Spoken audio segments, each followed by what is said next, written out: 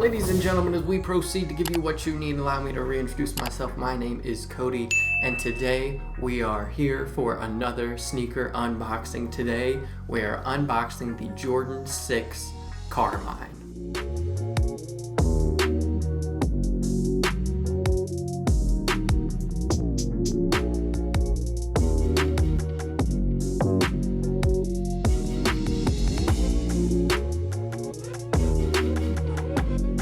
Returning to its original form since the shoe debuted in 1991, this Jordan 6 Carmine dropped around the NBA All-Star weekend. This is widely regarded as one of the best colorways for the Jordan 6, as it represents the time in Michael Jordan's career where he was still chasing that prestigious first championship. Now, even though this was a more general release, I wasn't actually able to get these on the sneakers app. No surprise there, because the sneaker app is trash. So I did have to end up paying resale for these. I really haven't had much luck on the sneakers app since the Fire Red 4s came out, which I did an unboxing of those as well. So if you haven't seen that, go on the channel and check that video out. Even with the hype that an OG Jordan has, this release was still surrounded by controversy. According to a statement put out by Nike before the drop, a small amount of the Air Jordan 6 Carmine product did not meet our standards for consumers. Apparently, some of the shoes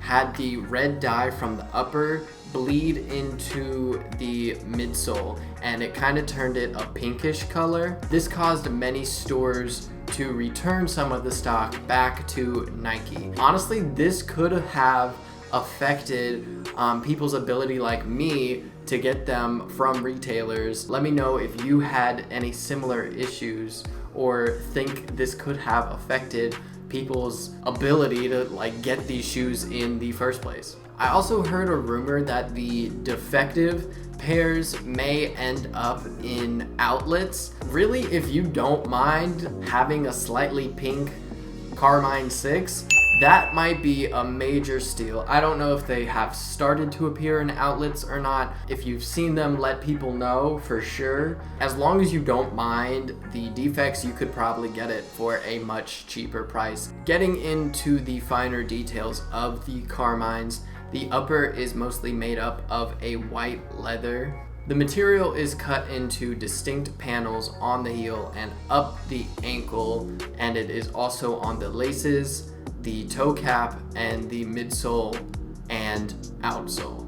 Next, there are hits of black on the heel spoiler pull tab and on the tongue. Also on the Jumpman on the laces cover, also intersecting with the white on the midsole. And that just leaves the Carmine Red, which of course is the most eye-catching color on the shoe. This forms the underneath layers of the upper, around the toe and up the sides. It also houses the Jumpman on the tongue cover. And of course, there's also the Nike Air heel logo, which of course is what brings us back to the original roots from 1991. We have had retros on the past, but instead of this logo, it's had a Jumpman.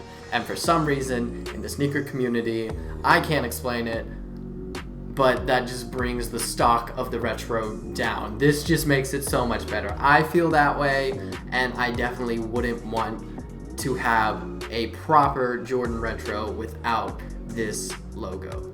Overall, I absolutely love this sneaker. I have had my eyes on these for years and really was waiting for a re-release for the longest time, and the fact that they released true to the original with the Nike Air on the back makes it so much better. But let me know what you all think of these shoes. Were you able to get them when they dropped? Did your pair have pink in it, or was it safe? Let me know all of this in the comments section down below, and be sure to subscribe so you don't miss any more sneaker content on this channel. So with that, I'd like to thank you for coming out to this one, and hope to see you for the next one.